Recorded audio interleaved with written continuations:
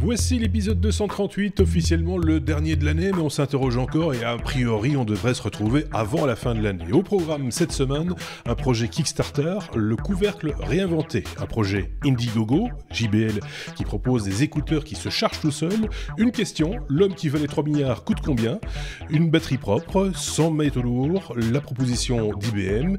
Il y a quelques jours de 2020, on évoquera l'avenir de Windows XP. Abonnez-vous au Techno si ce n'est déjà fait et marquez votre soutien par un pouce vers le haut, 5 étoiles ou un commentaire utile.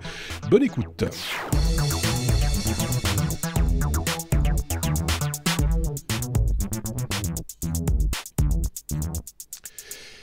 Et cette semaine, ça se passe avec cette équipe-ci, avec Sébastien de côté et de l'autre Benoît. Salut. Salut Benoît. Salut. Merci à vous de nous rejoindre, vous qui nous écoutez. Merci à déjà à nos deux chroniqueurs.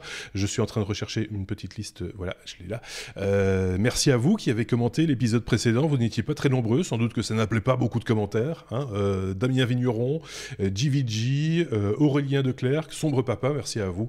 Et merci à tous les autres également qui commentaient via les réseaux sociaux et autres. On voit aussi passer des messages de temps à autre sur, par exemple, iTunes. Enfin, pas vraiment iTunes, maintenant c'est Apple Podcast, hein, mais il y a toujours moyen de commenter, mais le lien est bien caché. Ça, il faut le dire, il faut être persévérant si vous voulez faire des commentaires via l'application d'Apple. Quoi qu'il en soit, vous êtes tous les bienvenus, évidemment, même si vous ne mettez pas d'étoiles, même si vous ne mettez pas de pouce vers le haut, on vous aime quand même, vous le savez bien. Comment ça va bien, mes petits camarades? Sébastien, il va bien? Il a bon temps. Oui, ça va. Il a bon temps, oui. Là, au moins, je dors au meilleur temps j'ai. Oui, ça, Tu vois, j'imagine. c'est génial. C'est comme moi. Benoît, lui, droit comme il est un petit peu enrhumé, Benoît. bah oui, c'est de saison en même temps. Hein. Voilà. C'est comme ça que ça se passe en général à cette période-ci de l'année. Je disais peut-être le dernier de l'année, mais non.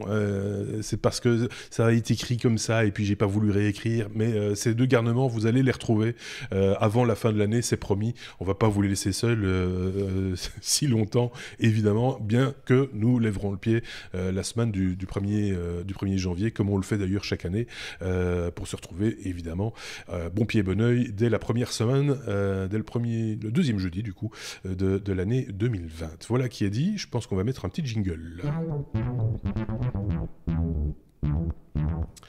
qui annonce la première lettre de notre abécédaire. On va parler d'Apple cette semaine avec Benoît. On a des nouvelles du Mac Pro qui apparemment est très réparable. On s'en doutait un tout petit peu quand même, Benoît. On s'en doutait un tout petit peu, mais ce n'était pas le cas de la génération précédente. Non. C'est le cadeau de Noël d'iFixit, comme ils l'ont dit.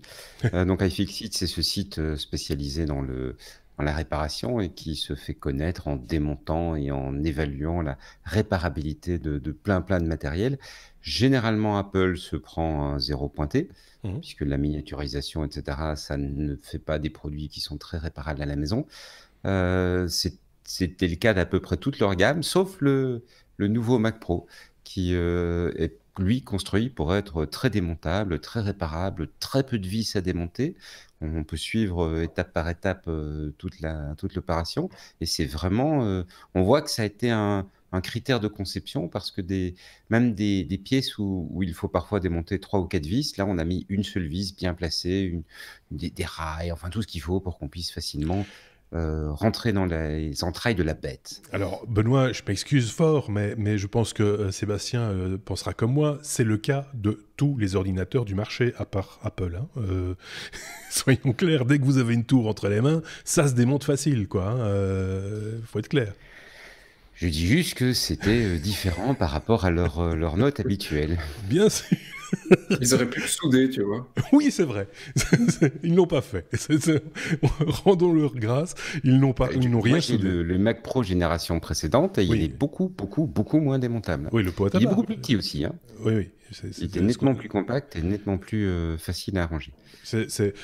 Je serais tenté de dire que ce n'est que normal, Benoît, sans vouloir ternir ton enthousiasme. Ceci étant dit, la précédente génération, enfin l'avant-précédente génération, avant le pot à tabac, était aussi totalement démontable, facilement upgradable même par le biais de cartes graphiques différentes, etc. Donc voilà, finalement tout ça est assez logique. C'est un ordinateur. Ouais, Sébastien a un truc à rajouter. ouais, enfin, c'est un ordinateur, mais quand tu regardes l'alimentation, ça n'a pas l'air hyper standard. Enfin, il n'y a pas l'air d'avoir grand-chose de standard. Donc c'est Ah, réparable, mais non, avec du matériel Apple oui, uniquement, hein. c'est standard. C'est pas standard, ça c'est C'est clair. standard Apple, quoi. C'est standard Apple, mais ceci étant dit, là par contre, je pense que comme ils maîtrisent l'ensemble de Ouais. l'écosystème une fois de plus, peut-être qu'ils n'ont pas besoin d'avoir des ventirades surdimensionnés ou des machins. Enfin voilà, ils ont conçu la machine pour ce qu'elle doit faire, en gros, hein.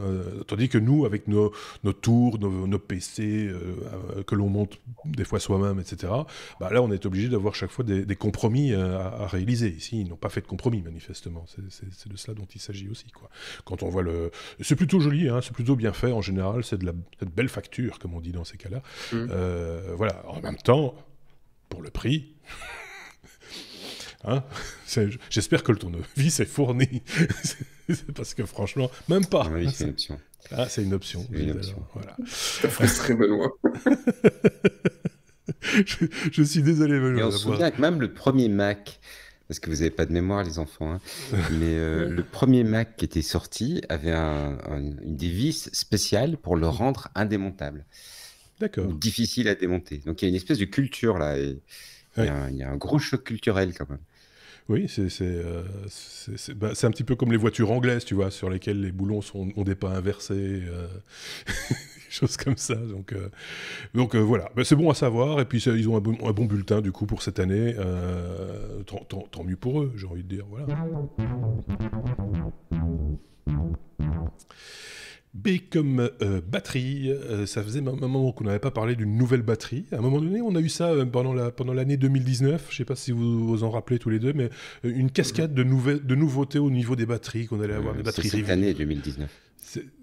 Oui, mais c'est ça, dans le courant de cette année 2019. Ah d'accord, on l'a vu.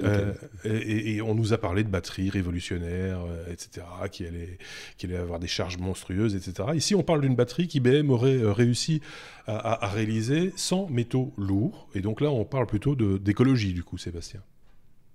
Oui, mais pas que d'écologie. Et en fait, ouais, c'est vrai que je me rappelle, on a fait beaucoup de sujets sur les batteries, et les batteries qu'on utilise aujourd'hui sont toujours les mêmes qu'il y a 6 mois. Donc, on n'a pas vu encore beaucoup de choses sur le marché. Et c'est pour ça que celle-ci, je la mets quand même dans les news, parce qu'il y a un nom derrière qui fait quand même un petit espoir qu'on ait quelque chose. À IBM, voilà, ils ont les moyens de. Donc, on peut espérer. Ils sont, voilà, ils sont attelés à un truc en particulier, c'est les métaux lourds, essayer de dégager les métaux lourds, parce que ben voilà, c'est des métaux qui sont difficiles à trouver, ça pollue, voilà, c'est mal, machin, tout ce que tu veux, et c'est difficile comment dire, À à récupérer recycler. dans la nature Oui, et à recycler. ouais. C'est difficile à les récupérer, donc c'est dangereux, ça vient d'Afrique pour certains, avec du travail d'enfant. Enfin voilà, il y a tout plein de faits qui font que bah, c'était une bonne idée de s'atteler à ce point-là. Et en fait, IBM a réussi à trouver un moyen, mais ils ne donnent pas encore, on n'a pas encore toutes les explications du comment et du pourquoi, mais ils disent que leur source, c'est pas des métaux lourds, mais c'est l'eau de mer. Donc il y a quelque chose qu'ils ont trouvé dans l'eau de mer en disant, ok, ça, on peut l'exploiter pour remplacer une partie de la batterie. Donc voilà, l'eau de mer, ça va. Je pense qu'on en a assez. Oui, Ce qu'ils ont trouvé dans l'eau de pas- mer, c'est quoi? C'est la pollution? oui, en fait, c'est ça. Il y a tellement de métaux lourds dans l'eau de mer qu'on peut se servir de l'eau de mer pour faire des batteries. C'est peut-être ça le problème aujourd'hui. C'est possible, mais en attendant, du coup, c'est pas une mauvaise idée non plus. Tu vas les enlever de la mer. Oui, c'est ça. Tout est bon à prendre. Et- Bon, après, ils arrivent quand même à ce que la batterie soit plus facile à charger, enfin plus rapide. En 5 minutes, ils arrivent à faire 80% de l'autonomie. Ils arrivent à stocker plus d'énergie dans le même espace. Donc là, tu seras content pour tes voitures électriques, pour tes GSM, pour tout ce que tu veux. Et alors j'ai plus le chiffre directement en tête non plus, mais ils réduisent aussi, grâce à cette solution, voilà, le risque d'incendie. Donc tu peux monter la batterie plus haut en température avant qu'elle ne prenne feu. Donc bah, là aussi, c'est question sécuritaire, c'est très intéressant, et question charge aussi. Donc pour le moment, on n'a parlé que des bénéfices, Faudra voir effectivement Apparemment, ils ont comment fait. ça va marcher. C'est une recherche conjointe avec Mercedes, d'après ce que j'ai vu. C'est avec Mercedes et avec alors Central Glass, un fournisseur d'électrolytes. Moi, je connais pas Central Glass. Et Sidus, il est un constructeur de batteries. Donc, là Ouais. aussi, c'est une des annonces où la première, on dit, OK, on l'a pas fait tout seul. Il y a déjà des industriels qui sont là derrière. Et c'est des industriels qui font des batteries. Donc, voilà, tu peux espérer que ça tourne. Quand on voit déjà un constructeur d'automobile s'intéresser de près à ce type de technologie, Ouais. là aussi, quelque part, ça peut être rassurant parce qu'on ne parle pas de petites voitures. Hein. Apparemment, c'est pour équiper, enfin, en tout cas, ils équiperaient de ce type de batterie leur SUV, alors qu'ils n'ont pas bonne presse parce que c'est des grosses voitures qui prennent beaucoup de place, qui polluent beaucoup. Ici, en électrique, ça polluerait forcément beaucoup moins. Ça prendrait toujours beaucoup de place, hein, soyons clairs, mais bon, certains en ont l'usage et la nécessité, donc pourquoi pas effectivement en faire des véhicules électriques. On parle aussi de plus en plus de véhicules utilitaires, hein, tournés vers l'électrique. Tout ça, ça va dans, on va dire, en tout cas on le pense, on l'imagine, dans le bon sens, quoi. Maintenant, il va falloir qu'on nous explique comment on fait avec de l'eau de mer, quand même. Parce que voilà, je sais pas si c'est les petites crevettes qui, avec leurs petits bras, font du vélo. Enfin voilà, il faut à un moment donné, il doit y avoir une explication technique qu'on n'a pas manifestement. Non, on l'a pas. Ouais. Mais je suppose qu'on l'aura dès que le truc sera en production et que effectivement IBM publiera ses recherches. Mais là, de toute façon, ce sera protégé par un brevet, donc ils n'ont pas Oui, grand-chose c'est ça. Mais enfin, on à pourra craindre. quand même avoir la base de l'idée Ouais. de ce sur quoi ils ont construit le truc. Moi, je trouve ça plutôt engageant et à voir, à suivre, comme on a l'habitude de dire, mais ce sera forcément du coup pour l'année prochaine. Compatibilité, c'est comme compatibilité. Ça, c'est intéressant aussi. C'est en domotique, les GAFA qui s'accordent sur un standard de maison connectée. Parce que jusqu'à présent, c'est vrai qu'il faut un peu choisir son écosystème. On peut pas nacher aussi, mais les choses ne se parlent pas nécessairement.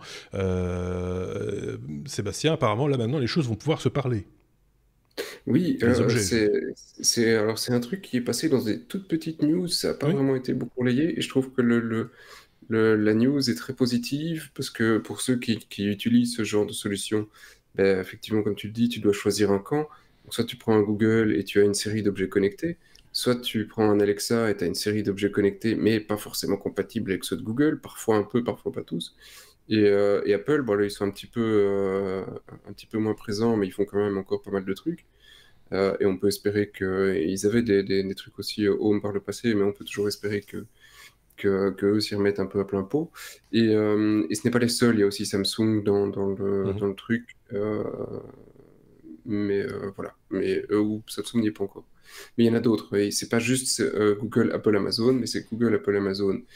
Eux, c'est les plus gros et ils ont décidé de définir un standard pour dialoguer avec les devices, discuter avec tout ce qui est IoT, donc tout ce qui est matos intelligent. Donc tu pourras demander à un Alexa d'allumer la lumière et en même temps à ton Google Home et à ton truc Apple en même temps. Voilà, c'est un nouveau protocole qui sera géré par l'alliance Zigbee. Zigbee qui fait déjà aussi le protocole Zigbee, mais ce ne sera pas du Zigbee. Ce sera un petit truc encore différent. Est-ce que ça parlera avec Zigbee? Parce que tous ceux qui ont investi dans du Zigbee... C'est mort, ce ne sera pas ça. Bah zut, alors. C'est dommage. Peut-être que ce sera encore l'occasion de nous revendre plein de nouveaux devices et que tous les anciens seront tout pourris. Ça, on ne sait pas. Et de nouveau, comme sur les batteries, on n'a pas encore beaucoup de détails sur le truc. Ils ont juste fait une annonce en disant « Ouais, ok, c'est bon, on est d'accord, on s'est mis autour de la table. » Mais voilà, rien que l'annonce me fait assez plaisir parce que faire parler tous les trucs, c'est pas toujours évident. Donc ce sera pour l'année prochaine aussi. On n'a pas fini avec ça, évidemment, parce que quand on a une annonce comme ça, les GAFA se mettent d'accord, on dit « youpi, tralala, on va pouvoir acheter tout ce qu'on veut et tout ça va s'interconnecter gentiment, etc. » Malgré tout, il y a encore des choses qui n'évoluent pas, pour des raisons, à mon avis, bassement commerciales. Hein. Je voyais encore une vidéo il n'y a pas longtemps concernant le matériel, les ampoules Philips Hue, enfin, voilà, qui ont toujours besoin, pour la plupart d'entre elles, d'un pont Ouais. à connecter dans Philips, son... voilà, chez Philips. Mais ils ont quand même, c'est super sympa, fait quelques ampoules qui sont autonomes, qui n'ont pas besoin du pont en question. Alors qu'il y a plein de marques aujourd'hui, autres que Philips, savent aussi faire des ampoules connectées et qui n'ont absolument pas besoin de pont, et ça fonctionne très très bien. Et voilà, donc là aussi, il y a plusieurs écoles, et chaque fois, il y a matière à discussion. Et j'ai un peu l'impression que quand on a investi dans un système, ben, on se sent un peu obligé de rester dans celui-là. C'est le principe, hein, tu me diras, mais et de rester un petit peu coincé dedans. Je sais pas ce qu'en pense Benoît de ça. Après, Non, oui, j'avais vu la news aussi. Je trouve que c'est plutôt effectivement une bonne initiative, hein. On va attendre de voir les produits arriver, mais oui. Mais c'est bien. au-delà de ça, Bah, en même temps, c'est pas mauvais. Enfin, c'est pas à critiquer, je pense, en tout cas. non, mais si je peux rajouter, moi, ce qui me fait plaisir là-dedans, alors, je suis pas un partisan d'Apple, mais c'est qu'Apple soit dans le lot. Mhm. Parce que voilà, Apple a plutôt tendance en général à faire quelque chose de bien fini, même si parfois on a la critique acerbe vis-à-vis d'Apple, ben, tu peux espérer que le protocole soit sécurisé, que le truc soit fonctionnel, que ce soit stable. Ils seront derrière pour que, voilà, ou ils quitteront le groupement, mais Oui, ils à la claqueront la base ici, porte. c'est positif, et tu peux espérer que du coup, tu puisses avoir un matos de qualité, parce que autant j'apprécie Google et un peu moins Amazon, bah, autant voilà, la qualité n'est pas toujours là sur les produits qui sortent. Il y a une échéance ou c'est juste un vœu pieux pour l'instant Annonce. Ouais. Non, c'est de l'annonce. c'est juste une annonce, donc ok. Bon. Ouais, Là aussi, 2020 peut-être, on l'espère, hein, ouais.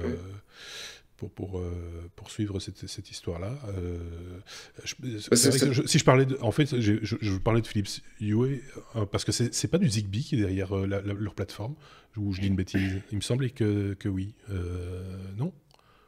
Alors, soit c'est du Zigbee, soit c'est du Z-Wave. Il y en a pas 50. Parce que ce serait bien qu'une boîte comme Euh, Philips rentre dans le jeu aussi. Enfin, tu vois, je ça serait pense assez que c'est cohérent. plus proche du Z-Wave qu'autre chose, mais D'accord. je ne jurerai pas directement. Ok, bon, on se renseignera, on gardera un œil dessus. On se rappelle qu'à une époque, on avait fait une série de hors-série justement sur la domotique et sur les objets connectés avec notre copain Patrick. Ce sera peut-être l'occasion, peut-être dans le courant de l'année prochaine, de remettre le couvert et de refaire un hors-série sur les choses peut-être plus précises et sur la manière dont les choses peut-être s'interconnectent également, si ça fonctionne bien ou pas, etc. On en reparlera certainement. C'était l'année des drones aussi, hein, 2019. Je dis pas de bêtises, quand je dis 2019, c'est oui, 2019 et même déjà avant, mais l'année des drones. Et on a beaucoup parlé de livraison par drone, Benoît, et donc je suis un peu surpris par cette news. Je pensais que c'était déjà fait, ça, la livraison par drone. Eh ben, Eh ben alors non. oui, mais en fait, quand tu regardes, il y a beaucoup de projets qui annoncent, il y a Mhm. beaucoup de projets de R&D, mais il n'y a pas encore des masses de versions commerciales. Et donc, bah, du coup, je me suis dit, effectivement, on va pas passer des heures sur la news, hein, mais ça me paraît encore intéressant de relayer le fait que DPD France, donc c'est lié au groupe La Poste, mais je ne sais pas exactement quel est le rapport, Mhm. DPD France a inauguré une deuxième ligne commerciale par drone. Et donc, c'est quand même pas encore le produit qui est largement répandu, mais c'est la deuxième vraiment commerciale. Parce qu'on se souvient qu'il y a eu, en fait, Amazon en Grande-Bretagne, une livraison Amazon Air Prime, mais il faut habiter à côté faut habiter à côté du centre de distribution, c'est du Mhm. centre logistique, sinon ils ne Ouais. livrent pas. Donc on est quand même sur des expérimentations qui sont assez limitées. Il n'y a même pas encore des masses, et donc ça m'a paru intéressant de relayer celle-ci. Ça se déroule en Isère. Et c'est un problème très simple, c'est pour livrer un petit village assez haut dans la montagne, il faut à peu près une demi-heure pour y arriver, et le drone fait le trajet aller-retour en 8 minutes. Ah oui. Et Ah donc oui. évidemment, pour livrer les colis, c'est plus pratique. Ils ont mis au point le truc de façon quand même assez poussée. Ils arrivent avec un camion, il y a un point d'arrêt prévu. Le camion donc, fait les livraisons normales, hein, il n'y a pas de souci. Mais quand il doit livrer pour ce village-là, eh ben, il s'arrête sur un point qui est prévu pour. Il y a une espèce de plateforme qui se déploie avec le drone et le drone part pour aller livrer. Donc d'abord, évidemment, il vérifie auprès des autorités aériennes qui peuvent décoller. Et puis le drone part et va déposer son colis dans une petite boîte sécurisée. Et puis ça envoie un message à la mairie pour dire voilà, il y a un colis qu'il faut aller chercher. Il y a un adjoint du maire qui va le chercher et le colis est à retirer à la mairie. Au lieu de. Voilà. Donc ce qui est intéressant, c'est on voit qu'on est encore quand même sur des expérimentations limitées, mais ça progresse. D'abord, c'est encore une fois une ligne commerciale, c'est pas des tests. C'est un drone qui est complètement autonome, donc il n'y a pas de pilote qui doit rester avec les conditions de visibilité, etc., qu'on a vu quelquefois. Ouais. Et puis, ça fait gagner du temps, ça se révèle plus efficace que le transport routier. C'est vrai qu'on comprend mieux l'intérêt du coup de cette livraison par drone, parce que il faut bien le dire, c'est le genre de news en général. Enfin, ça a failli être dans le oui mais non à plusieurs reprises, hein, la livraison par drone, parce que certes c'est technologique, mais on a l'impression plus d'avoir une bonne blague, comme si on allait avoir des drones au-dessus de nos villes en permanence qui passent les uns à côté des autres. Ah ouais, oui, c'est ça. C'est juste pas ça. C'est juste qu'effectivement, il y a des coins un peu partout dans nos campagnes qui sont relativement isolés et qui mériteraient d'être livrés dans des délais raisonnables. Et quand c'est des petits colis comme ça, pourquoi envoyer un camion qui pollue alors qu'on peut envoyer un petit drone électrique qui va faire le job en moins de 15 minutes. Donc je trouve ça plutôt malin. Je pense qu'il y avait une expérimentation en Belgique, enfin c'était une expérimentation mais avec des visées commerciales à terme, entre 2 hôpitaux pour envoyer des documents et des choses comme ça, des choses pas trop dangereuses, pour envoyer d'un hôpital à un autre des informations ou du matériel, je ne sais plus. Et ça avait super bien marché aussi. Donc voilà encore un exemple d'application de ce type de livraison. Je ne sais pas si Sébastien, il est un peu dubitatif, il se mord le doigt. Non, je réfléchis, je suis pas dubitatif. La problématique dans la livraison, c'est pas forcément parce que tu citais le cas d'Amazon, où tu dois habiter autour du point de vente, enfin autour du dépôt. Ici, l'exercice de DPD est assez intelligent parce qu'ils vont avec le camion jusqu'au dernier kilomètre. Oui. Et la problématique dans la livraison, c'est les derniers kilomètres. Parce que sinon, tu as toujours des autoroutes qui vont quasi partout, ou des grandes routes, mais le dernier kilomètre, c'est des plus petites routes, c'est des bouchons, c'est des feux rouges, enfin, voilà. Et donc, finalement, la solution est peut-être entre les deux. Est-ce que, voilà, ici, ils ont des petits camions, mais est-ce qu'ils ne doivent pas investir dans des plus gros camions plus autonomes au niveau des drones, et le gars, il s'arrête 15 minutes sur le côté, et ça balance tous les colis? Ouais. Oui, c'est pas totalement idiot. Hein. On avait vu un truc comme ça, il me semble, non, avec plusieurs drones dans un camion. Je ne sais plus ce que c'était exactement, mais c'était le mode de livraison est intéressant aussi. Le largage du colis, j'aime assez l'idée de cette espèce dans un champ, vous avez une espèce d'entonnoir, hein, on va dire ça comme ça, qui a une balise GPS, on l'imagine bien, donc il y a de la communication avec le drone, et le drone passe au-dessus, et une fois qu'il est au bon endroit, pouf, il ouvre la petite trappe, et de son boîtier tombe le colis dans le réceptacle. Ta télé est la mal, hein, quand même. Oui, si tu te fais livrer une télé, mais là c'est des petits colis, hein, donc on l'a dit. C'est la télécommande. C'est quelques bouquins ou des choses comme ça, voilà, donc c'est la télécommande, ça. Ou le câble HDMI.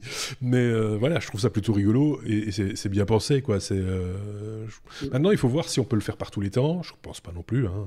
C'est pas grand vent. Je pense que c'est pas conseillé. Ça marche bien, ça marche bien. Mais moi, je trouve ça plutôt pas mal. Et donc après, ce drone qui retourne à son camion. Donc le camion doit quand même être immobilisé pendant la livraison, quand même. Hein. Il attend le retour de son drone. Donc voilà, là aussi, il y a peut-être un coût aussi quelque part lié à la mobilisation du matériel pendant une petite durée. Mais bon. Ils disent pas. Est-ce qu'ils font attention à la saison de la chasse? Peut-être. Tu veux parler bien sûr de la livraison des munitions. C'est ça. Voilà, un truc. Moi, je trouve ça sympa. Ça se passe en France.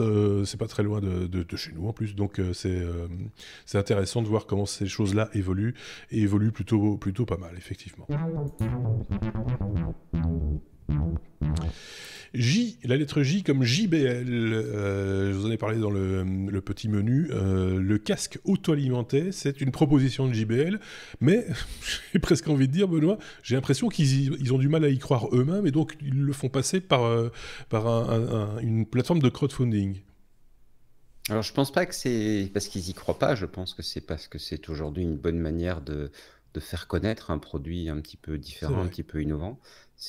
T'as un effet campagne de marketing, t'as un effet de visibilité et t'as un effet pour une marque qui est quand même déjà établie, ça lui donne l'occasion de donner un côté un peu R&D quelque part, un petit peu avant-gardiste au projet. Alors l'idée en fait, c'est d'avoir un casque sans fil et de résoudre, parce qu'un casque sans fil, il est sans fil que quand tu dois pas le recharger. Quand tu dois le Mhm. recharger, tu dois brancher un fil.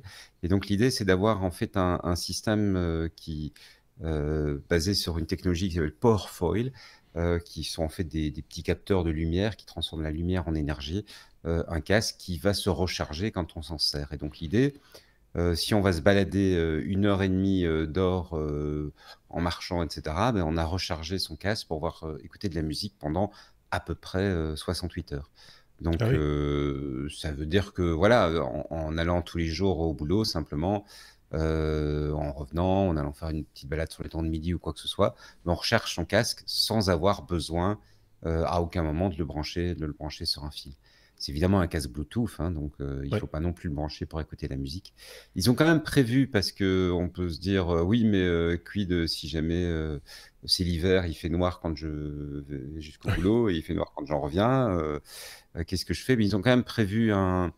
D'abord, d'une part, ils disent que ça fonctionne, ça se recharge également, moins efficacement, mais ça se recharge également en intérieur sous les éclairages artificiels. Ah, donc dans Ils le ont quand même métro prévu aussi. la possibilité de brancher un câble USB si jamais on doit le recharger de façon un petit peu plus classique, quoi. Voilà, ça c'est l'idée. Et effectivement, comme tu le disais, ben, ils le lancent sur Kickstarter. Nous, on ne peut pas en profiter, on va devoir demander l'aide de Stuff, parce qu'ils ne livrent pour le moment qu'aux États-Unis ou en Allemagne. Ah, Mais donc c'est sur, j'ai dit Kickstarter, mais c'est pas Kickstarter, c'est c'est sur Indiegogo. Indiegogo. Oui. Voilà, oui. Indiegogo, et c'est financé, c'est largement financé hein, à ce Ah stade-ci. oui, c'est Ils ont clair. plus du double de ce qu'ils attendaient pour lancer le projet, mais on se doute bien que c'était déjà financé à la base. Ils l'auraient financé de toute façon. Mais là, bon, ils ont quelques garanties, comme tu disais, et puis voilà, ça permet de communiquer aussi. Ce qui nous permet d'en parler et également, c'est vrai que JBL, c'est pas la marque qui, ces dernières années, a le mieux communiqué autour de ses produits. Hein, on peut pas dire ça, alors que c'est une belle enseigne. J'ai presque envie de dire que c'est quand même une marque qui a une certaine réputation, mais est-ce que c'est encore le JBL d'antan? Est-ce que ça n'a pas été racheté par un fonds de pension hollandais? On n'en sait plus rien finalement hein, à ce stade-ci, donc tout est possible. Donc voilà, c'est un projet intéressant et effectivement un petit peu économique. Mais c'est pas des cellules photovoltaïques, donc ce ne sont pas des cellules photovoltaïques. C'est vraiment un autre. Ça semble être le même genre de techno qu'une cellule photovoltaïque, mais c'est quelque chose qui est conçu pour s'intégrer bien dans un produit. Tu vois, D'accord. t'as pas ce look. J'ai décroché les panneaux solaires de mon toit et je les ai mis sur mon Oui, casque. où Le j'ai look est j'ai très un bout de discret satellite. et très fin. Et donc l'idée, c'est vraiment de ce produit Powerfoil, c'est d'avoir quelque chose qui soit très fin et Ouais. qui peut du coup s'intégrer dans le design, comme si tu avais un liseré de couleur sur le casque. Oui, Et c'est c'est ça. ce liseré-là qui va permettre de C'est recharger le un casque. casque assez classique. Hein. Sébastien, peut-être un truc à rajouter. Non, je trouve ça assez intelligent, hein. Oui, Voilà, je trouve ça pas mal. c'est bien vu. Ouais, c'est pas con. On À est- l'époque, on avait des montres qui se rechargeaient toutes seules aussi, mais Oui, voilà, quand on faisait un mouvement. ça bougeait. Quand on faisait. Ouais. Mais c'est Et vrai, là, en plus, on il y a aurait pu 20 ans, imaginer. hein, il y a 20 ans. Ouais, ouais, non, c'est vrai qu'on aurait pu imaginer un système un petit peu similaire, puisqu'on marche quand même avec ses écouteurs aussi, donc de recharger en même temps en fonction de la marche. En plus de ça, Ouais, ça parce nous qu'on te demande force de à secouer bouger. la tête. Oui, ou se bouger la tête. Mais en plus de ça, ça te force à bouger, tu vois. Ouais. Donc tu n'es pas statique, tu fais tes 1000 pas par jour, etc. Donc c'est 10 000. bien. Ce serait bien, mais c'est pas le cas. On va faire un autre projet, Seb et moi, on va vous lancer un projet euh, sur le côté pour proposer ce genre de technologie. Pourquoi pas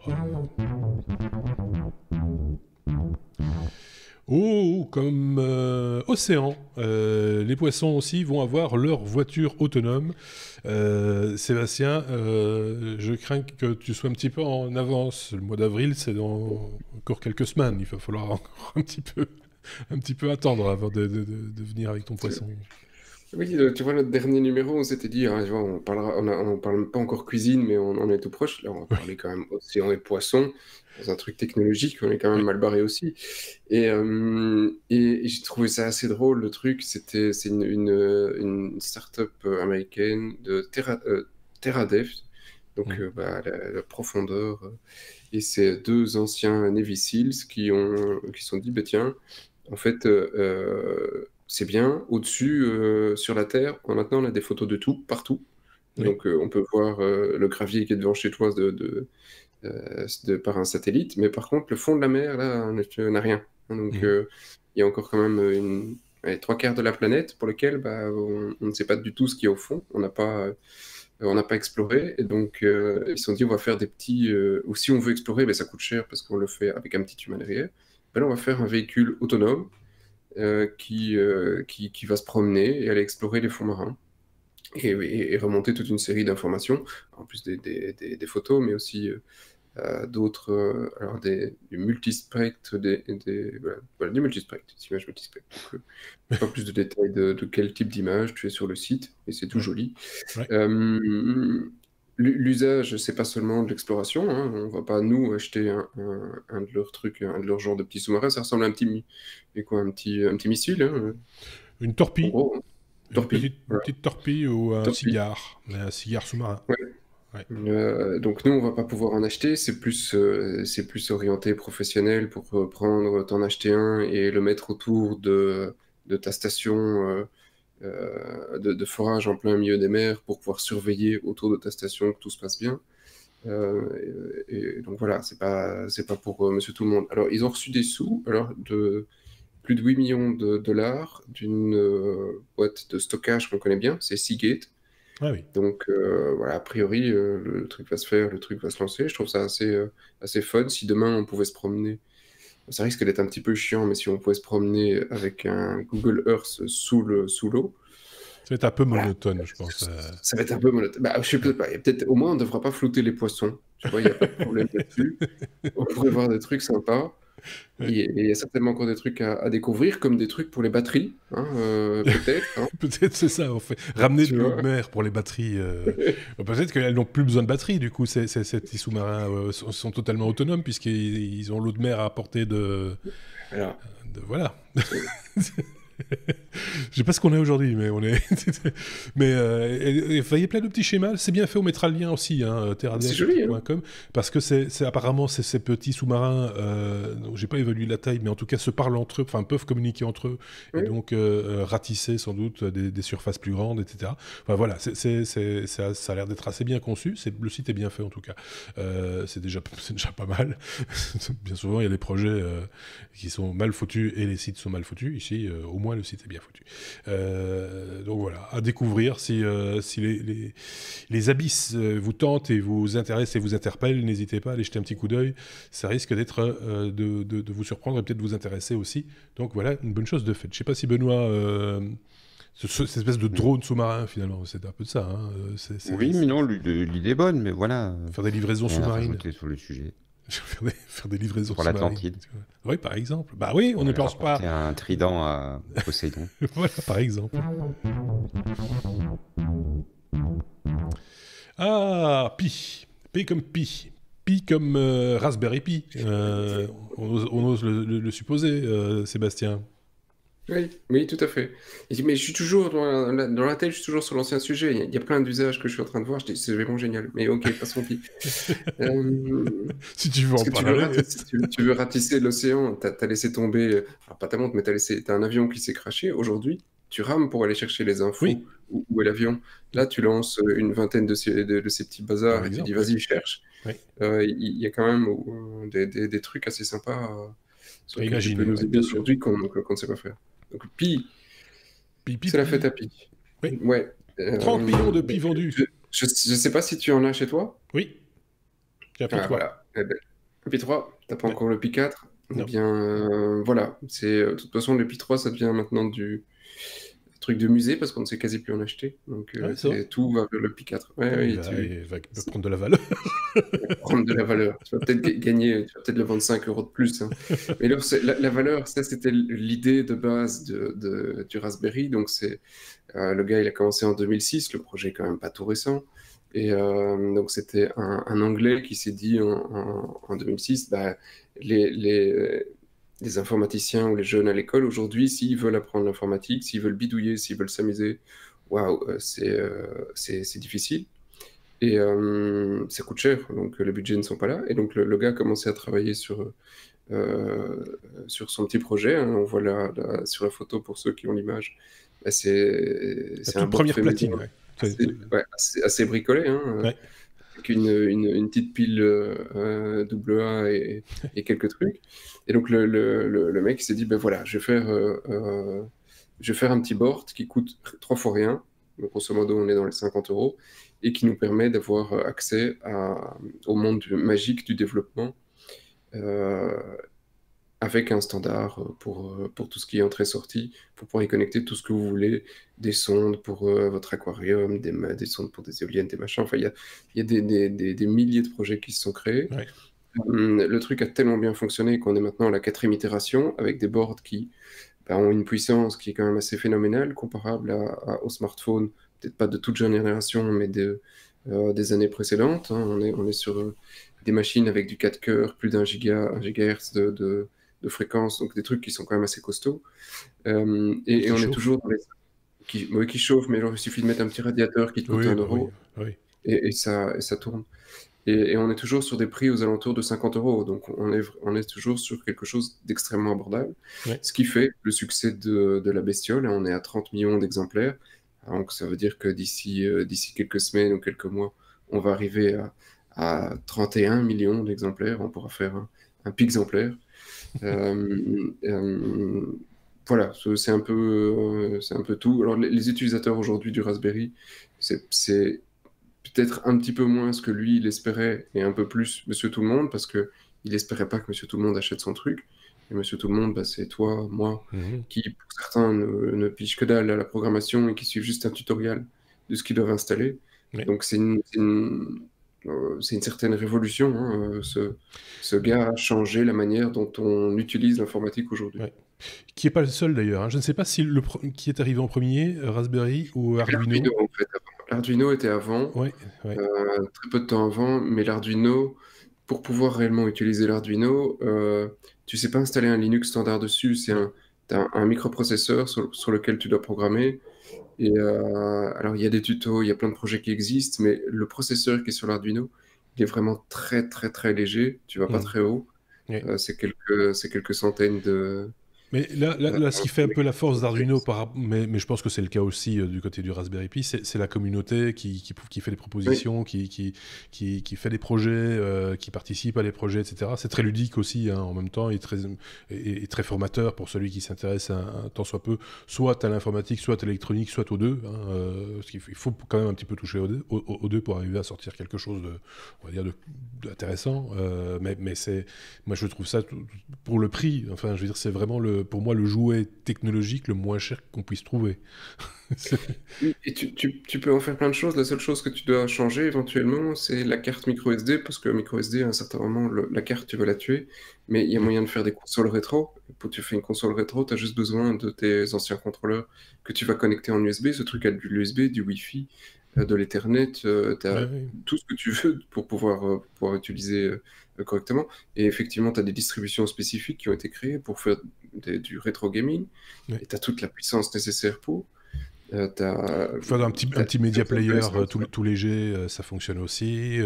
Oui, Pour faire des petites présentations. le truc de domotique, il Ouais, y a plein d'usages. ouais. Alors, il y a pas mal de grands géants qui ont essayé de surfer sur la vague en se disant, ouais, ok, je vais moi aussi faire mon board et ça va ratisser tout ce que Raspberry a fait en surfant sur la vague. Et donc, c'est Intel, hein, je pense Intel qui a fait, Mhm. je pense que leur carte c'était des Edison, et qui a aussi essayé de produire tous les modules que tu pouvais connecter dessus.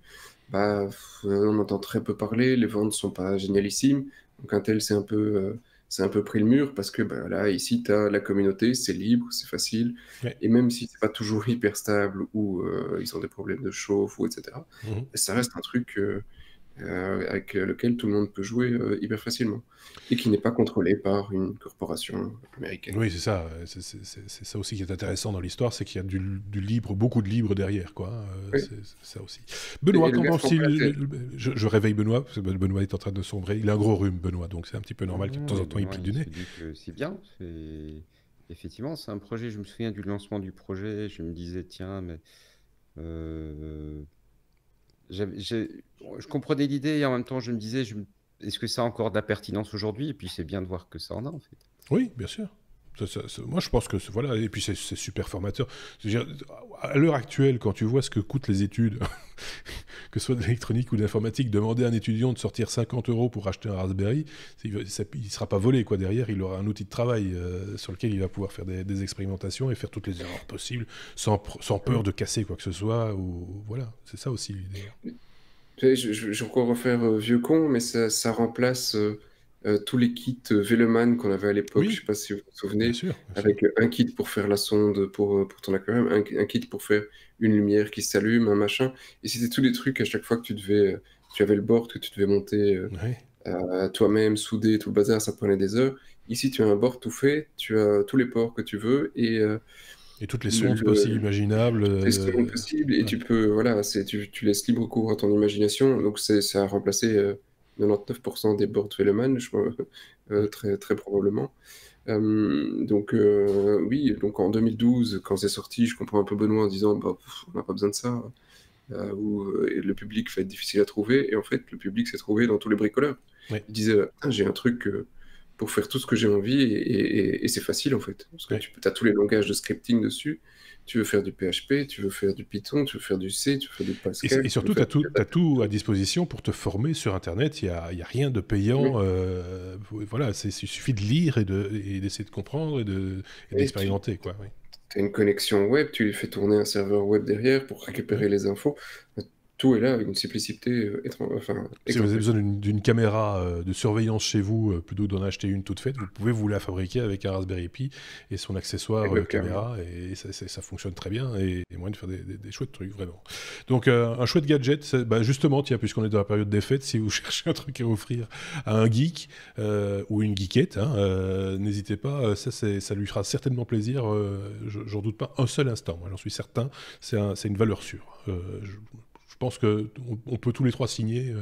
Ça va là aussi, ça va dans le bon sens.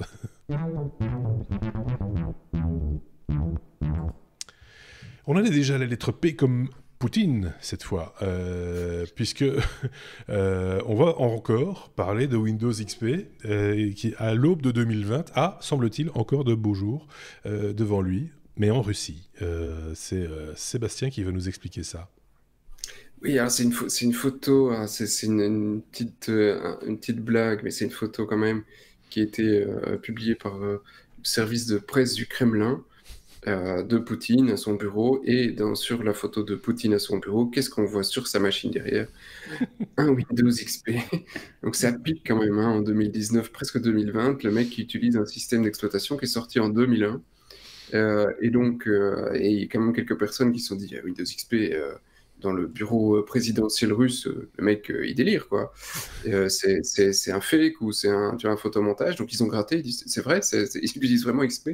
Alors oui, il utilise encore lui uniquement XP sur sa machine, dans son bureau et dans sa maison officielle, sa résidence en dehors de Moscou. C'est du Windows XP partout. Alors, il y a une raison derrière, c'est assez cocasse. Donc, parce qu'effectivement, oui, depuis 2014, le truc, il est complètement plus supporté par Microsoft. Donc, des bugs, il y en a à dire l'arigot. C'est totalement vulnérable à tout ce que tu veux. Il y a plein de failles connues maintenant pour Windows XP. Donc, c'est un gruyère absolu. Et en fait, la réponse russe, c'est le seul OS qui a été approuvé officiellement par la Russie, par la défense, comme étant effectivement un OS qui ne va pas espionner ce qui est fait sur la machine. Alors effectivement, tu vas peut-être pas être espionné, par contre, tu as toutes les fenêtres ouvertes, hein, donc Oui. faut faire attention à quoi tu vas connecter ta machine.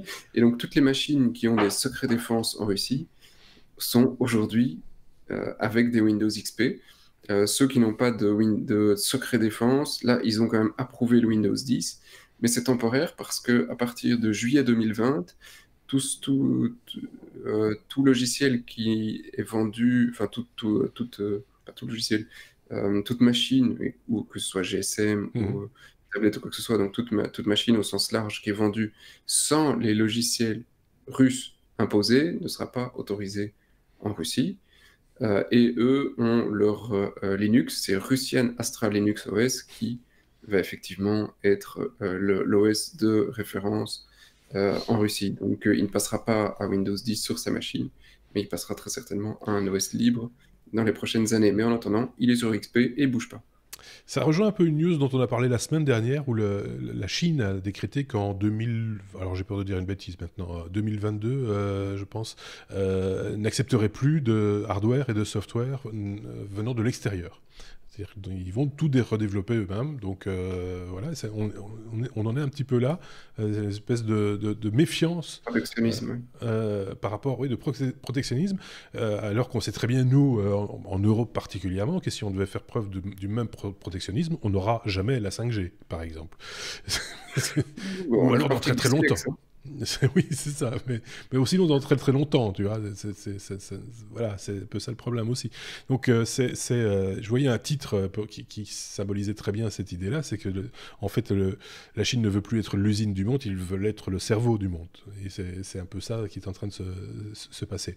Là, c'est une digression par rapport à ta news poutinesque, mais c'est un peu... Mais il y a du boulot, hein, parce que sans Ouais. vouloir être langue de machin, pas se faire bannir non plus de YouTube, autant le matériel chinois, bah, parfois tu peux avoir des trucs qui sont assez impressionnants de ce qu'ils arrivent à faire en miniaturisant, etc.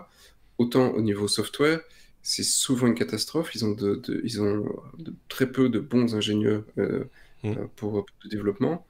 Autant en Russie, là, franchement, quand tu vois la qualité de ce qu'ils peuvent sortir, je te parle pas en développement logiciel Mais en hack. spécifiquement, mais en hack, etc., ils ont des gars qui ont voilà, une certaine expérience qui est Ouais. assez incroyable. Par contre, peut-être qu'en design, c'est pas forcément les trucs les plus jolis que tu vas récupérer en Russie. Mais les gars voilà, sont très très bons. Affaire à Donc, suivre, mais c'est toujours intéressant de savoir qu'il y a encore des gens qui servent de Windows XP quelque part dans le monde, et des chefs d'État en particulier. C'est assez rigolo, finalement, c'est vrai. On était à la lettre R comme Ring, avec une news dont on a déjà un petit peu parlé. On avait en tout cas évoqué il y a une semaine ou deux. C'est la possibilité de quelque part pirater cet objet connecté qui est la sonnette caméra Ring. Benoît, tu vas nous en reparler. Voilà, exactement, parce que c'est pas complètement anodin. Ça rejoint un petit peu le sujet précédent des espèces de gruyères qu'on peut installer chez soi.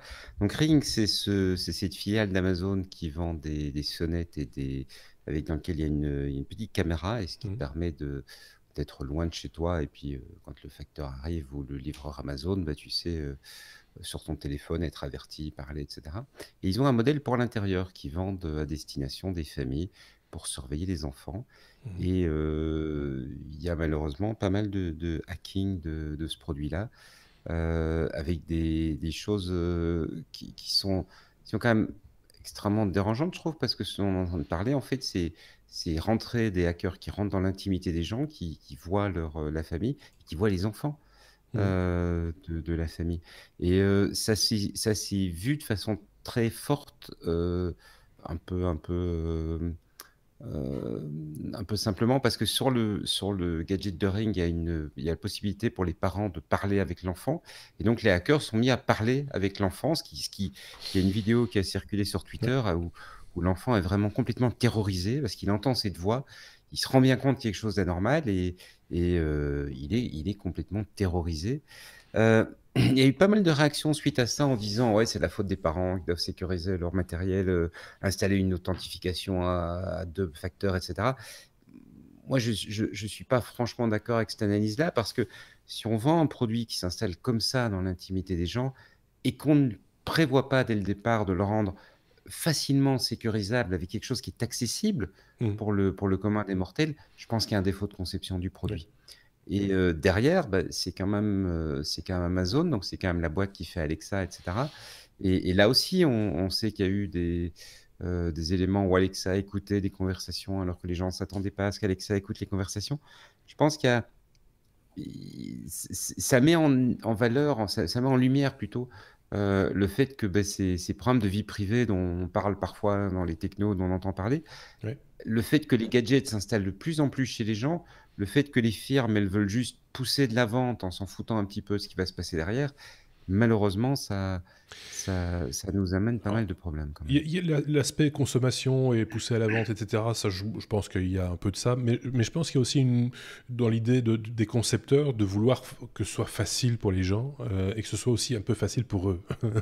Dans le sens où leur facilité, enfin, tu vois, ne pas se creuser un petit peu la tête pour savoir comment faire en sorte qu'il faille absolument sécuriser l'accès pour pouvoir mettre en route l'appareil, ça demande une réflexion, ça demande du développement, ça demande enfin, un tas de ressources qu'on n'a pas nécessairement envie de mettre, tout en argumentant, de dire oui mais ça va être plus facile pour les gens. C'est des C'est- choses que tu as beaucoup de mal à valoriser. ouais, Si tu vas avoir deux produits, un produit à 100 euros, un produit à 200 euros, celui à 200 euros intègre ces problématiques de sécurité, celui à 100 euros pas, ouais. la plupart des gens vont se tourner vers le produit à 100 Et tu euros. vas avoir des titres sur des sites, j'en suis sûr, sur des sites tech ou dans des podcasts tech, où on va te dire, celui à 200, il est vraiment bien, mais celui à 100, il est plus facile à installer. Et, Hmm. et voilà, c'est malheureux, mais c'est un peu ça. On en revient toujours à la même chose, la qualité a un prix. Ici, c'est la sécurité qui a un prix. Et à un moment donné, bon, bah, un gadget pas très cher, posez-vous les bonnes questions ou creusez un peu aller plus loin quoi, pour voir s'il n'y a pas moyen soit d'avoir mieux, soit de mieux sécuriser si c'est possible. Hein.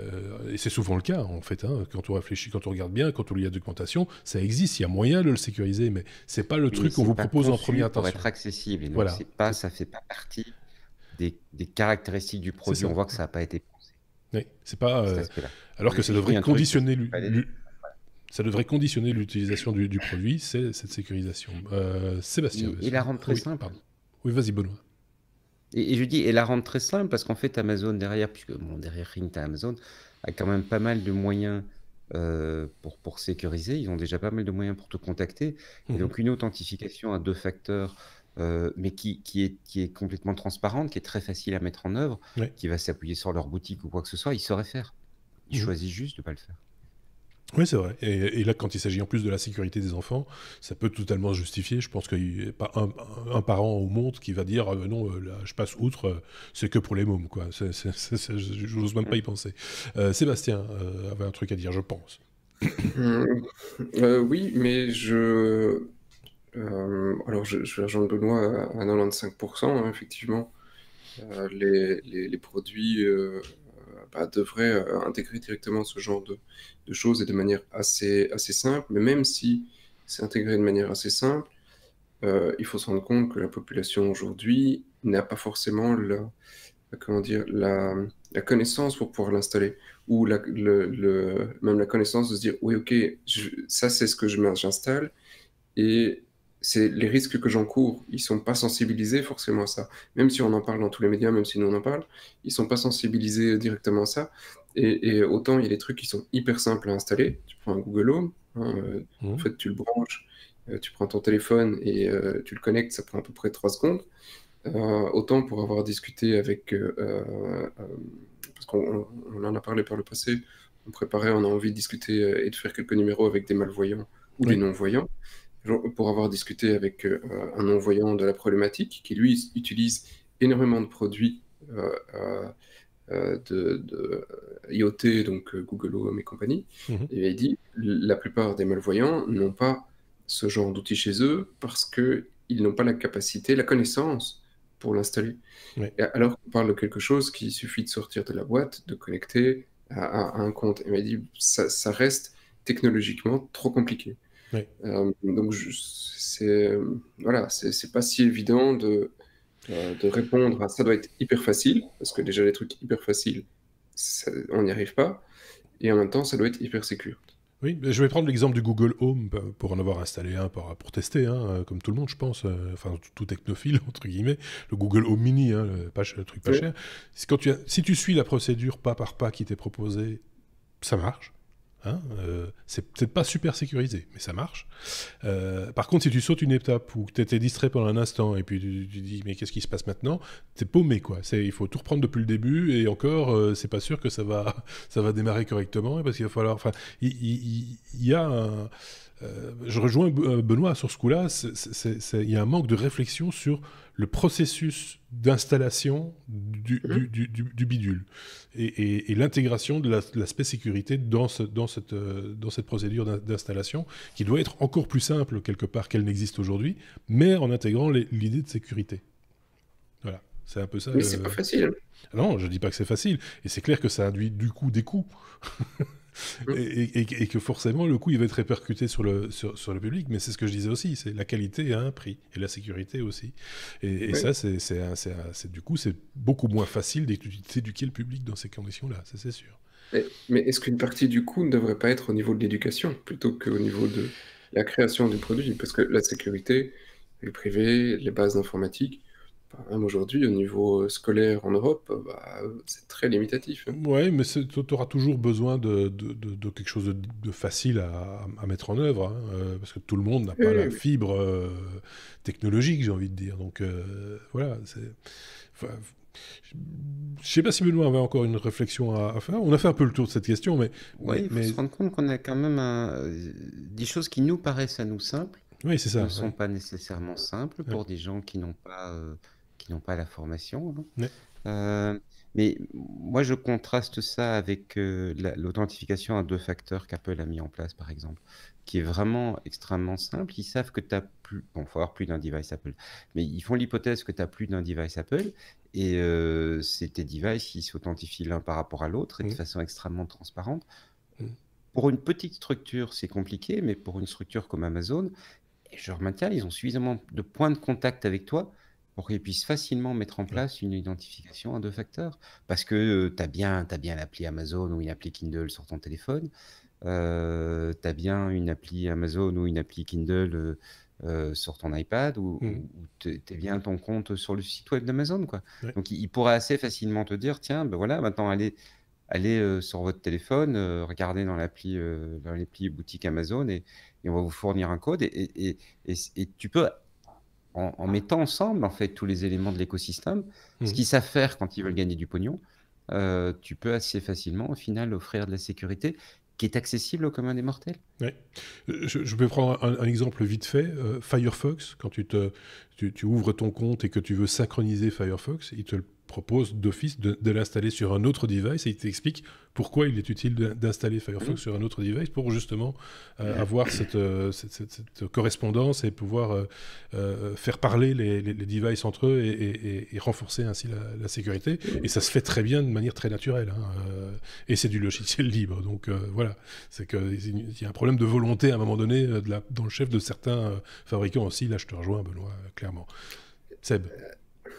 Euh, il y a une petite pointe d'hypocrisie là-dedans, parce que dans le sens, on dit ouais, ok, Firefox, je vois de quoi tu C'est un parles, c'est exemple, fait. hein, Oui, c'est pas. oui, je parle pas de toi, je dis, tu vas effectivement proposer une sécurité à double facteur, ou tu vois le truc avec Firefox, Mhm. avec un truc sur un deuxième device, c'est pas obligatoire. Alors, pour Apple, pour certains points, c'est obligatoire. Hein, on peut en reparler, et c'est pas toujours fun. Mais c'est pas obligatoire sur un iPad, c'est pas obligatoire sur un iPhone.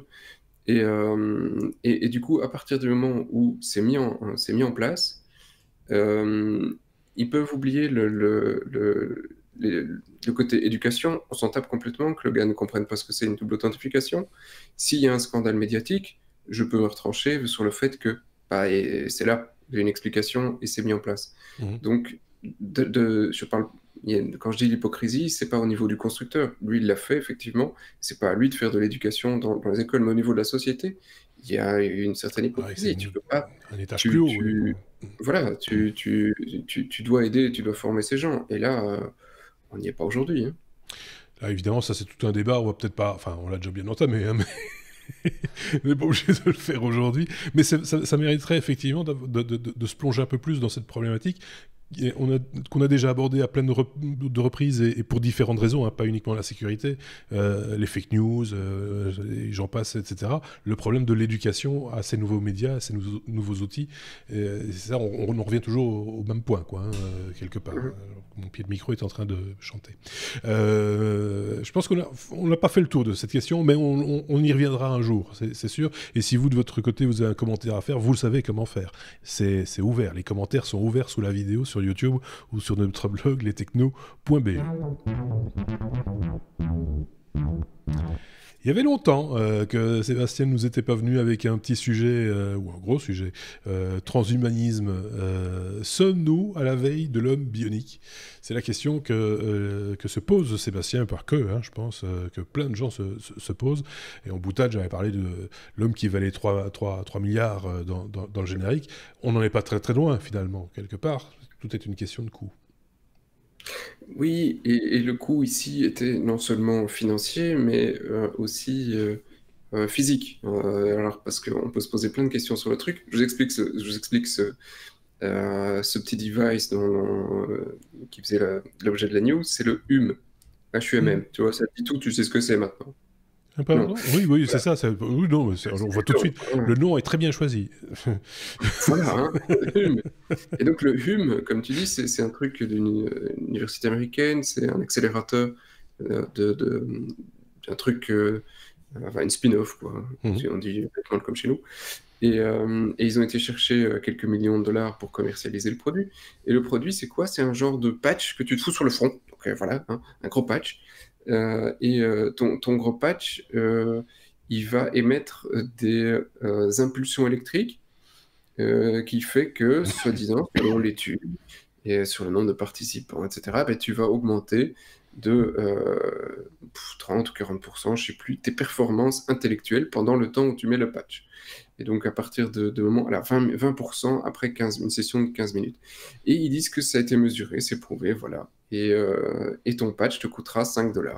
Mais tu ne peux pas mettre plus de 4 patchs par jour.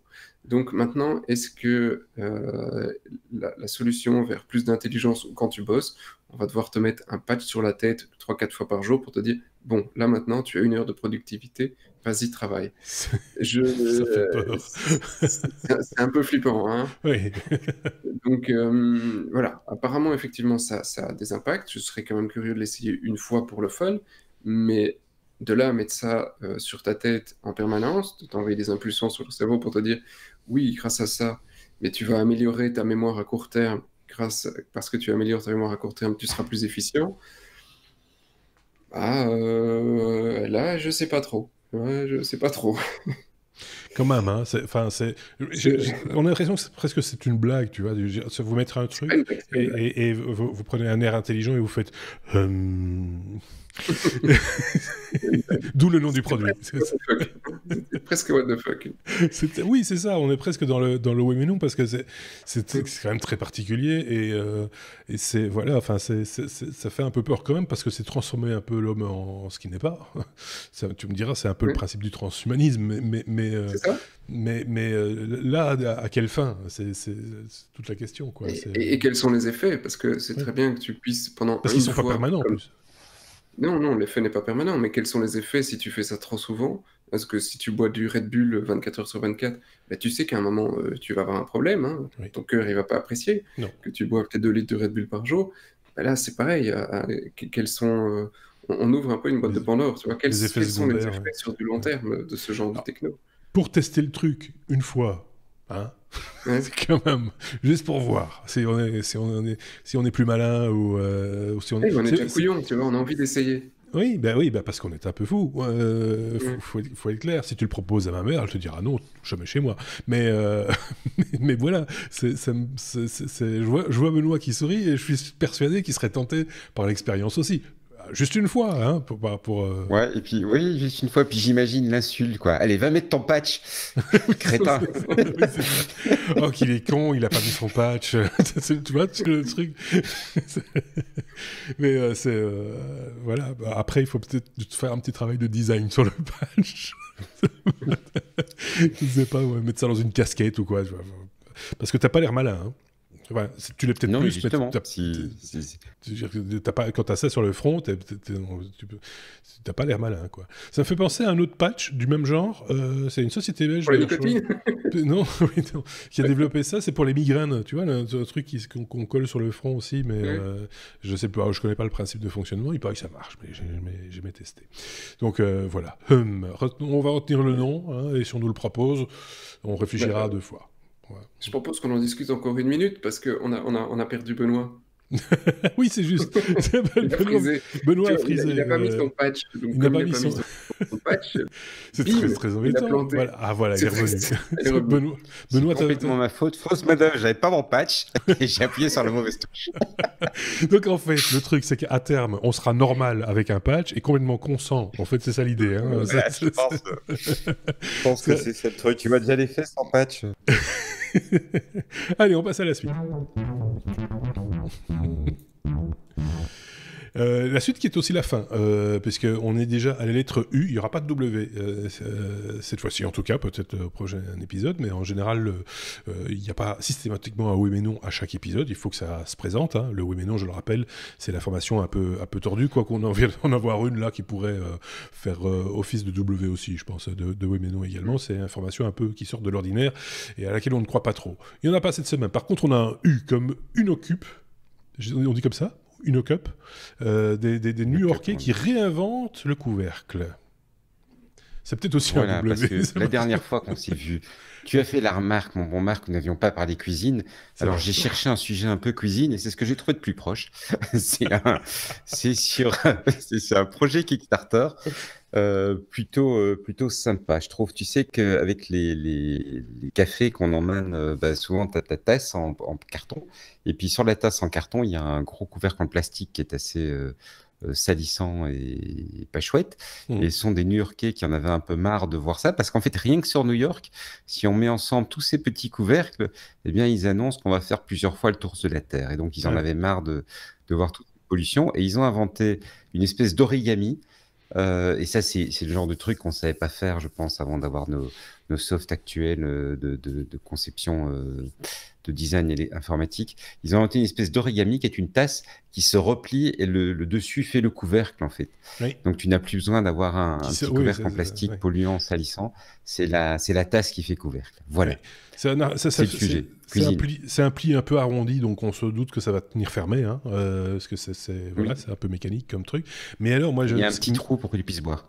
Oui, aussi, mais sans doute aussi pour laisser sortir là un petit peu la vapeur. Ouais. On voit bien, enfin ceux qui ont l'image comprennent bien. Mais alors, moi, ce qui m'étonne, c'est qu'on s'étonne de cet objet, parce qu'il y a très longtemps, quand j'allais au fast-food chercher mon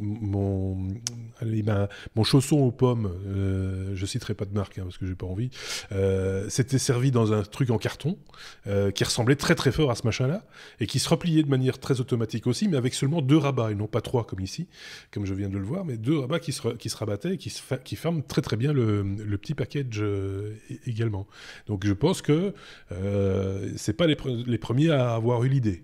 C'est les gens qui vous fait ce projet Kickstarter, qui est d'ailleurs financé, hein, et largement d'ailleurs, tant mieux pour eux, mais voilà, j'ai pas l'impression que ce soit tout neuf, quoi. C'est ça que je voulais dire. Et là, tout le monde, j'ai perdu tout le monde. Non, si tu veux des nouilles, c'est à 4 morceaux, c'est facile aussi. Oui, mais voilà, mais tu vois, les nouilles. Oui, tu sais pas boire. Non, c'est vrai. Tu sais pas boire tes nouilles. Donc ils ont pas inventé le gobelet qui ferme tout seul, ils ont inventé le trou, en fait, c'est ça que tu essayes de nous dire. Voilà, ils ont inventé le trou qui va dans le gobelet.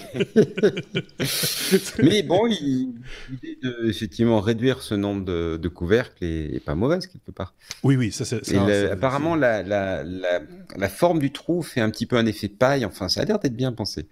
Bon, le problème c'est que depuis l'Europe, si tu veux soutenir le projet, tu en as pour 3 fois le prix des tasses en frais de livraison. Et tu sais que tu vas te payer 2 fois ça en plus en TVA. Donc, je n'ai pas soutenu le projet, mais je serais assez curieux de voir quand ça va arriver chez nous. Oui, je pense que c'est le genre de truc qu'ils pourraient le proposer en libre. Tu vois, le plan de découpe à découper chez toi en carton. Voilà. Le plan n'est pas très compliqué quand tu regardes. Hein. Tu t'en achètes un, tu le déplies, tu fais ton... Voilà. Oui, c'est ça, tu fais ton truc. Sinon, pour 5000 gobelets, t'es quand même à $535, donc t'es 10 cents le bestiau, hein. Ouais, Ça fait cher ouais. la tasse, hein. Ouais, ça pique un petit peu. Mais en même temps, je sais pas combien coûtent les capuchons en plastique, quoi. Tu vois, Oui, ceux mais là, qui ce n'est que polluent. du carton, hein. Ouais. Oui, mais il y a une réflexion derrière. C'est vrai que c'est quand même pas mal. Enfin, quand on voit là, après, quand on le voit par-dessus, ça fait un petit bec verseur, etc. C'est quand même bien étudié, quoi. C'est pas, ça n'a pas été fait juste sur un coin de table, hein, soyons clairs. Donc, voilà. Sans doute qu'un jour on trouvera ce genre d'accessoires un peu partout dans les fast-food ou autres endroits qui servent, ou les cantines, etc. pour justement éviter les couvercles en plastique qui, in fine, se retrouvent dans l'estomac des poissons. Et on en revient à la mer. Et dans nos batteries. Et à nos batteries. Donc voilà, c'est le fil conducteur, c'était la mer dans cet épisode. C'est voilà. Bonne chance à eux. Si jamais ça explose, ben on a été parmi les premiers à en parler, j'ai envie de dire. Merci Benoît. C'est ici que s'achève cet épisode 238 des Technos on est quoi ? Le 19 décembre. J'ai pas mes yeux, j'ai oublié mes yeux. C'est vrai, le 19. C'est 19 ? Oui. Oui, 19 décembre. Donc on va se retrouver quand même la semaine prochaine. J'ai eu confirmation peu de temps avant de commencer cet épisode. On n'était pas très sûr au départ, mais au moins 2 chroniqueurs la semaine prochaine pour un épisode. Ce sera sans doute un petit épisode parce que on le sait tous, pendant cette période de fin d'année, il y a de moins en moins d'actualités technologiques, ou en tout cas on entend moins parler de technologie pendant cette période, et on verra sans doute à peut-être vous parler d'autres choses, de cuisine par exemple, parce que ça c'est vraiment dans l'époque de... Qu'est-ce que tu fais à manger pour le réveillon, mon beau Benoît? Je pense que je vais faire une dinde sous vide. Une dinde sous vide. Basse température. D'accord. Basse température. Qui va cuire pendant à peu près 67 heures. Je te raconterai ça dans le prochain épisode. En fait, j'attends un nouveau four pour les cuissons sous vide, donc je te raconterai ça dans le prochain épisode. Ben voilà. Four sous vide. Oui, attends, c'est hyper technologique. Un four à eau, en fait. Donc, je te raconterai il faut venir la semaine prochaine. On fait suspense, là. C'est un chouette teasing. Donc, il nous parlera de son four à vide avec de l'eau de mer ou... Sur le même sujet, j'ai essayé la première... Pardon. J'ai essayé la première cuisson à vide de notre côté aussi, hein, avec le truc à Nova que tu mets. C'est assez drôle, mais il faut pas être pressé du tout pour manger, hein. Ah mais non, mais c'est pas le but. C'est pas le but, hein, oui. Mais la cuisson était parfaite.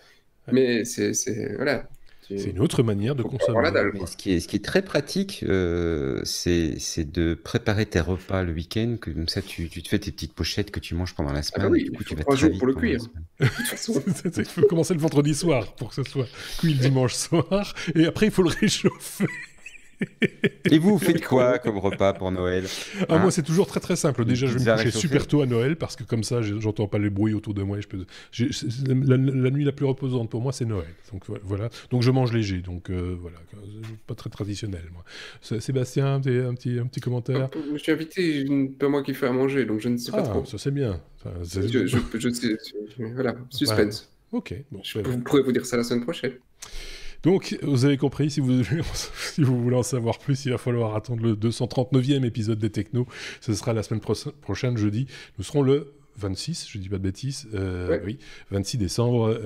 Vous aurez votre le vrai dernier épisode de l'année 2019. Merci à tous les deux, à la semaine prochaine. Merci à vous de nous avoir écoutés. N'hésitez pas à mettre des pouces vers le haut, à vous abonner, etc. Et à le dire autour de vous et à commenter également. Ça titille toujours les algorithmes, comme on a l'habitude de dire, et ça nous permet d'être mieux référencés, de rencontrer encore plus de monde, ce qui est toujours très agréable. À très bientôt. Au revoir.